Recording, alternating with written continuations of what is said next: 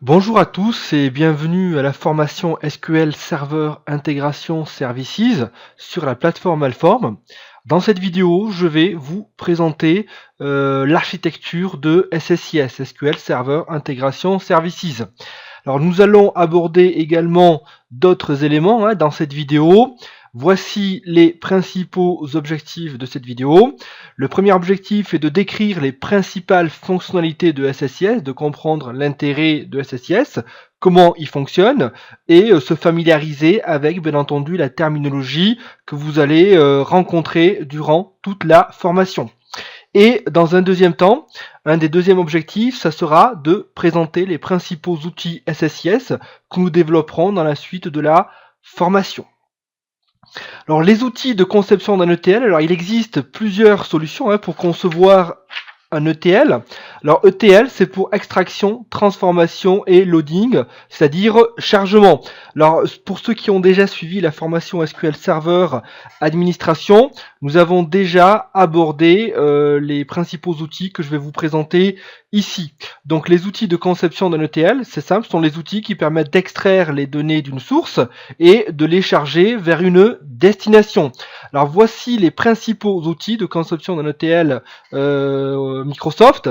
Vous avez Microsoft SQL Server Integration Services, c'est celui que nous allons étudier, c'est-à-dire SSIS, qui permet d'extraire, de transformer et de charger les données vers une destination de données. Ça peut être, on verra, un GBD, ça peut être un fichier plat, ça peut être un fichier Excel, une base Access, ce que vous voulez.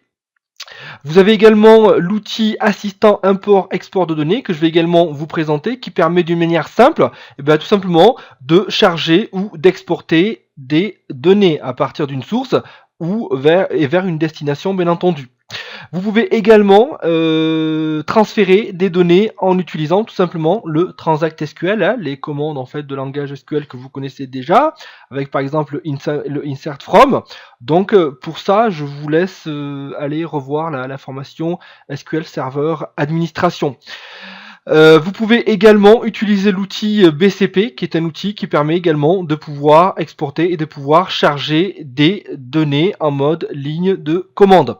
Vous pouvez également faire du transfert de données en utilisant la fonctionnalité de réplication SQL Server. Donc pour toutes ces fonctionnalités-là, je vous laisse bien entendu aller voir la formation SQL Server Administration. Nous, ce qui nous intéresse dans cette formation, c'est le module SQL Server Integration Services que nous allons étudier en détail. C'était juste pour vous présenter les autres outils qui permettent de transférer des données d'une source vers une destination. Alors tout d'abord, nous allons commencer par dire ce qu'est SSIS, tout simplement. Qu'est-ce que SSIS? Eh bien, SSIS, c'est tout simplement un outil de transfert et de transformation des données. Alors SSIS contient un moteur de flux de données qui est chargé de transférer et de transformer des données si nécessaire vers ou depuis diverses sources de données. Donc on verra que la source, ça peut être une base de données, ça peut être un fichier Excel, ça peut être un fichier plat.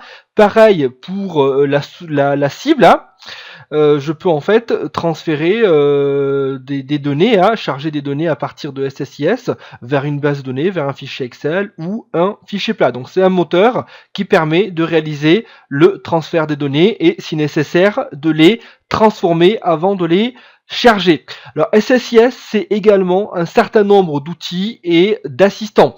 Donc ce qu'il faut savoir, c'est que SSIS intègre des assistants et des outils graphiques avec lesquels, bien entendu, vous pouvez créer un système d'extraction, une fois que vous avez identifié la source de données, de les transformer et de les charger.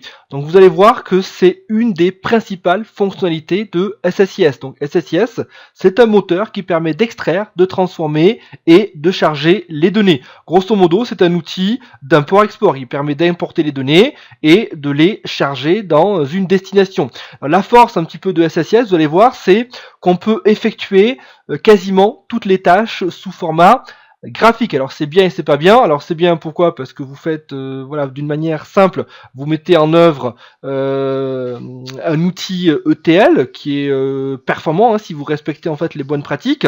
Mais d'un autre côté, en fait, voilà, vous avez certaines, je dirais, fonctionnalités qui sont cachées. Mais on verra qu'avec la connaissance que vous allez avoir après cette formation, eh bien vous pourrez essayer de comprendre ou en tout cas de loguer ce que fait derrière SSIS. Donc là, pour le moment, nous n'en sommes pas encore là. L'objectif ici, c'est de vous dire ce qu'est SSIS. Donc SSIS, je récapitule, c'est un outil de transfert des données. Et SSIS intègre un certain nombre d'outils et d'assistants que nous allons utiliser. Ces outils et ces assistants vont vous permettre de créer des composants ETL, de les déployer et bien entendu de les gérer. Alors les fonctions, les fonctions SSIS, alors SSIS a plusieurs fonctions, je viens de vous en parler d'une manière générale. Donc une des premières fonctions de SSIS, c'est d'extraire de données à partir de la source. Eh bien, on peut extraire avec SSIS des données qui proviennent d'une base de données. Ça peut être une base SQL Server, mais ça peut également être une base Oracle, MySQL, PostgreSQL.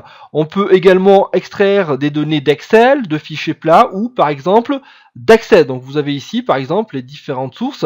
Donc, on va voir qu'une fois qu'on a identifié nos sources, on va pouvoir les transformer et les charger vers des destinations. Donc, première fonctionnalité, première fonction de SSIS, c'est d'extraire des données à partir de sources de données telles que les bases de données ou un certain nombre de fichiers.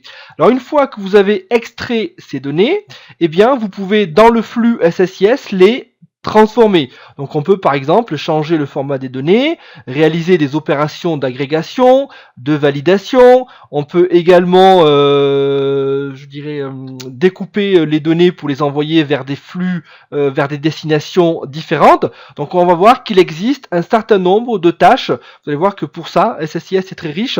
Vous aurez un nombre de composants ou un nombre de tâches, je dirais assez important, qui vous permettent de réaliser un certain nombre de transformations sur les données, une fois que vous les avez extraits, avant de les charger vers la destination. Ou moi je parle de cible, mais on parle également de destination. Donc deuxième fonctionnalité, c'est la transformation des données. Troisième et dernière fonctionnalité, c'est le chargement des données vers une destination.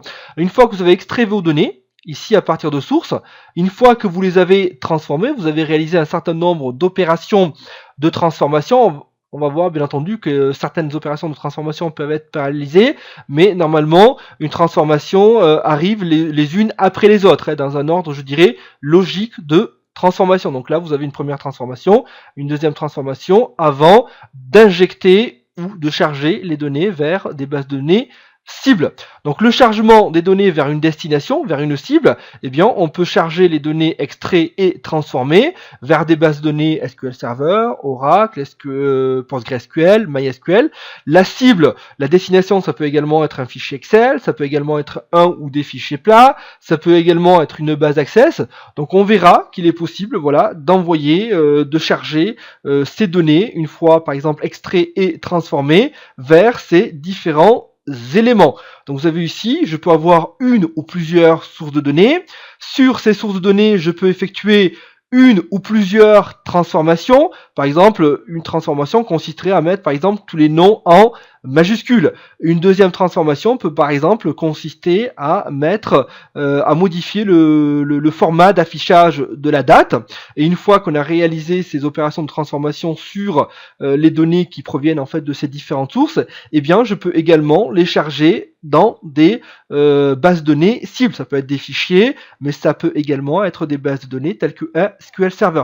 Donc vous avez vu que les principales fonctions de SSIS, c'est vraiment de faire de l'ETL. Donc E pour extraction, T pour transformation et L pour loading, pour chargement. Donc SSIS va consister à créer, je dirais, un objet qui va permettre d'extraire les données, de les transformer et ensuite de les charger vers une destination.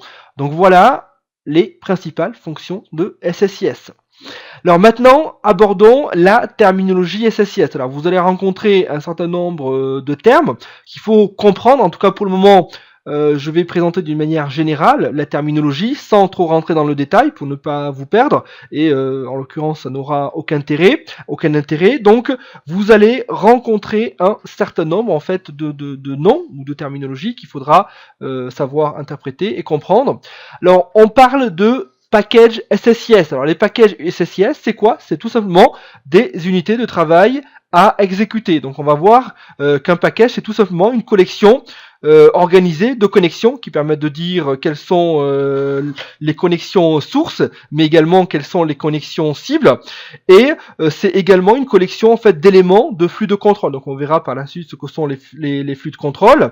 Ça peut être également ce qu'on appelle en fait une collection d'éléments de flux de données, de gestionnaire d'événements, de variables, de configurations que vous allez assembler tout simplement à l'aide des outils de conception graphique qui sont disponibles avec SSIS et que je vais présenter. Alors une fois que vous aurez créé un package, eh bien il sera possible en fait de le stocker, de l'enregistrer dans SQL Server 2016. On verra soit dans le magasin de packages SSIS, soit directement au niveau du système de fichiers. Ce qu'il faut retenir pour le moment, c'est que le package, c'est l'unité de travail que vous allez en fait exécuter et enregistrer. Donc un package, c'est tout simplement, vous allez voir, un ensemble de tâches à effectuer. Et vous allez voir, quand nous allons créer notre premier package, vous allez très bien comprendre en fait l'intérêt du package. Donc le package, c'est ni plus ni moins une enveloppe qui contient un certain nombre de tâches ou d'opérations à effectuer.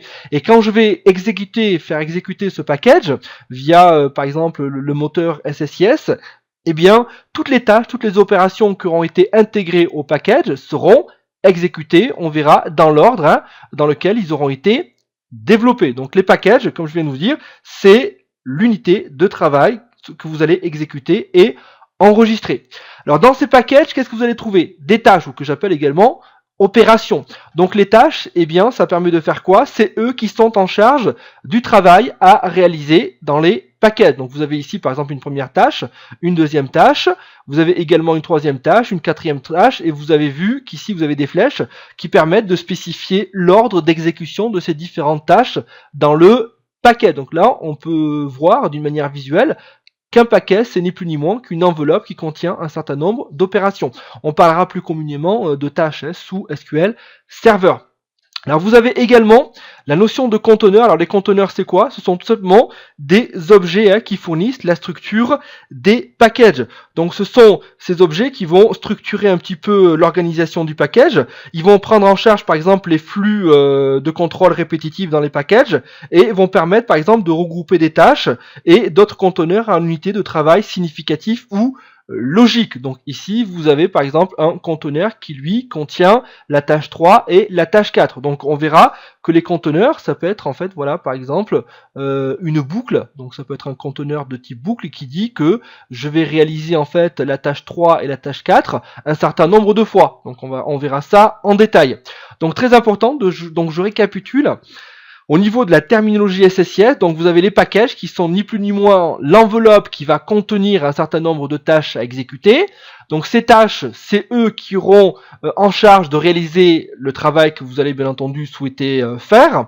Et pour organiser un petit peu le travail ou les différentes tâches dans un package, eh bien on peut créer ce qu'on appelle des conteneurs pour organiser eh bien soit le traitement d'une manière, je dirais, en unité de travail logique, soit par exemple pour créer un conteneur de type boucle qui va par exemple répéter l'exécution des tâches qui seront stockées dans ce conteneur-là un certain nombre de fois. Donc on verra en détail la liste des différents conteneurs et comment les utiliser. Donc voilà un petit peu la terminologie SSIS, donc les packages, les tâches et les conteneurs. Donc normalement, par rapport à ce que je viens de vous présenter, vous devez essayer de comprendre, de vous projeter, de voir grosso modo ce que c'est.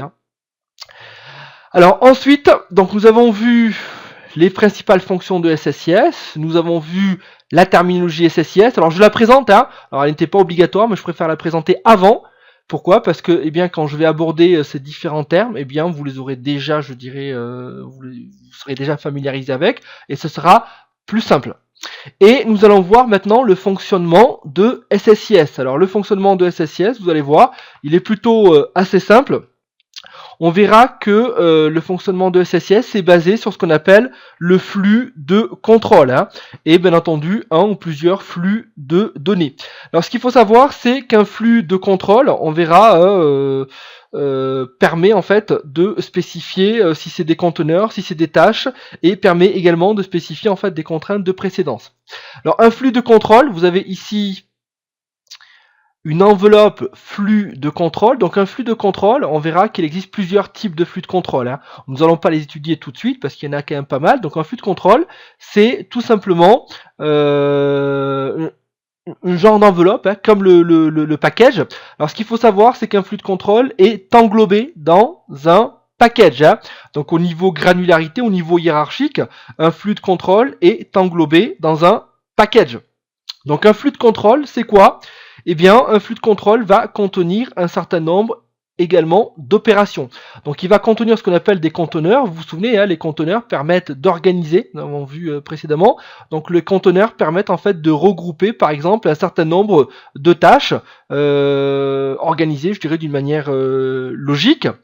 Et dans un flux de contrôle, on va trouver également des tâches. Donc dans un conteneur, je peux mettre également une ou plusieurs tâches.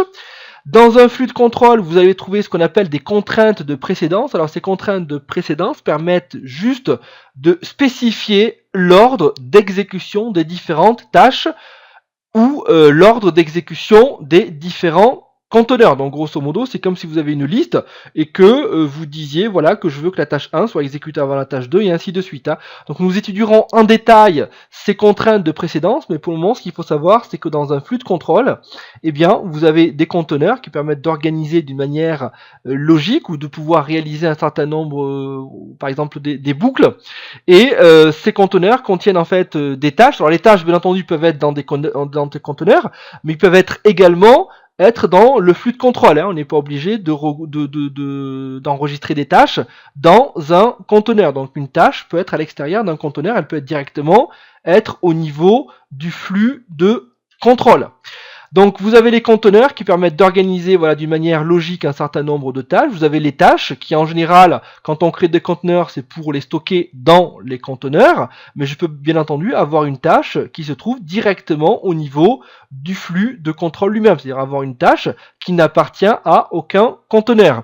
Donc pour spécifier l'ordre d'exécution des différentes tâches qui se trouvent ou pas dans un conteneur, on va spécifier en fait ce qu'on appelle des contraintes de précédence. Vous allez voir, c'est uniquement en fait des flèches qui permettent de relier les tâches ou les conteneurs entre eux, pour dire grosso modo, pour préciser l'ordre d'exécution des conteneurs ou des tâches.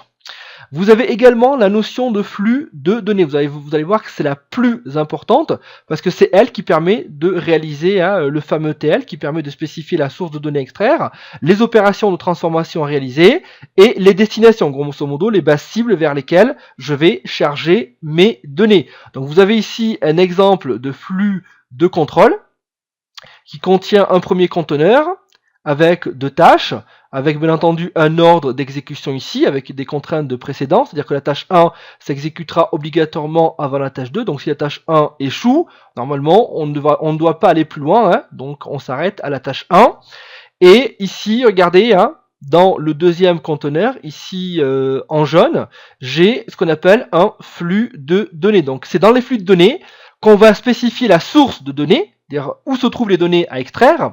C'est dans ce flux de données là qu'on va spécifier le ou les transformations à effectuer. Donc là, pour simplifier, je n'ai spécifié qu'une source, qu'une seule transformation et qu'une seule cible, une seule destination, mais je peux avoir plusieurs sources, plusieurs opérations de transformation qui sont exécutées en parallèle ou dans un ordre logique, hein, celui que vous souhaitez pour obtenir le résultat escompté, d'accord? Donc j'ai une première transformation ici, et ensuite j'ai la cible, donc très important, un flux de contrôle peut contenir dans un conteneur ce qu'on appelle un flux de données, et c'est dans ce flux de données que nous allons étudier bien entendu très en détail, parce qu'il est très important ce flux de données.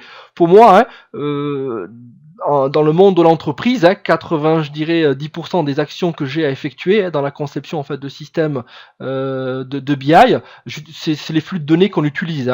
Donc c'est dans ce flux de données qu'on va utiliser, qu'on va spécifier les sources de données, les opérations de transformation à réaliser sur les données, et ensuite la cible, c'est-à-dire la destination pour le chargement de ces données. Donc voilà un petit peu le fonctionnement de SSIS. Alors voici une architecture un peu plus détaillée de SSIS, alors sans trop rentrer dans le détail. Donc là c'est juste en même temps pour vous familiariser un petit peu avec l'architecture globale de SSIS, et vous allez voir que toutes ces notions là nous allons les aborder en détail dans la suite de la formation. Alors il est possible en fait voilà de concevoir des ETL et de les gérer soit en fait avec des applications spécifiques, soit en mode ligne de commande. Donc on verra qu'il existe des outils qui permettent de gérer mais également d'exécuter des packages. Vous avez également des outils de design, on verra, c'est l'outil SSDT, SQL Server Data Tools, qui permet par exemple de concevoir des composants de type package qui permettent d'extraire, de transformer et de charger les données.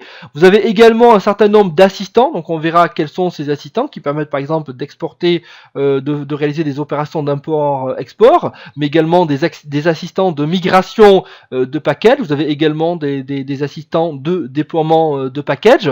Donc tout ça, ce sont des outils avec lesquels nous allons travailler qui permettent justement de concevoir ces fameux packages. Donc ici au niveau du moteur intégration services, donc le moteur intégration services travaille au niveau des packages. Donc dans un moteur SSIS, quand on va exécuter une opération, dans le moteur SSIS, nous allons travailler sur la notion de package. Même si le package contient une seule tâche, l'unité de travail de SSIS, c'est le package. Donc je ne peux pas faire exécuter qu'une seule tâche toute seule. Donc dans un package, regardez, on retrouve un certain nombre de tâches. Voilà. On retrouve également des conteneurs dans le flux de contrôle. Les conteneurs ici peuvent contenir également des tâches. Regardez, dans ce package, je trouve 1, 2, 3 tâches qui sont directement au niveau du flux de contrôle. Je trouve 1, 2 tâches qui, elles, sont regroupées dans un conteneur. Par exemple, ça peut être un conteneur de type boucle qui exécute les différentes tâches qui se trouvent à l'intérieur un certain nombre de fois. Vous avez également regardé une tâche data flow task, c'est-à-dire une tâche de flux de données. Et c'est dans cette tâche de flux de données qu'on va retrouver bien entendu les différentes précisions pour spécifier où se trouvent les sources de données, quelles sont les opérations de transformation à effectuer sur ces données-là, et quelle est la destination de ces données. Donc on verra que c'est dans un package, c'est dans le composant flux de données que vous allez spécifier la source, les transformations et les destination. Donc regardez, on retrouve ici le Dataflow Component. On retrouve bien entendu ici le Dataflow Component d'une manière personnalisée. Regardez, au niveau du package, on spécifie quelles sont les sources de données. On peut également stocker les logs d'un package. Ici, le moteur intégration services, vous allez voir que les packages sont stockés soit directement dans la base MSDB, soit directement au niveau du système de fichiers. Donc tous les packages que vous allez créer, tous les packages que nous allons créer peuvent être stockés au niveau du système d'exploitation et par défaut, ils portent l'extension DT-SX, d'accord? Alors bien entendu, il est possible ici d'avoir, comme je vous l'ai dit, un conteneur, un énumérateur, c'est-à-dire grosso modo un conteneur de type boucle. On traitera, donc je vous montrerai les différents conteneurs qu'il est possible de créer dans un package SSIS. Alors au niveau des packages, un package peut utiliser en fait un gestionnaire de connexion qui permet en fait d'enregistrer les connexions aux bases de données sources et les connexions par exemple aux bases de données de destination, aux bases de données cibles.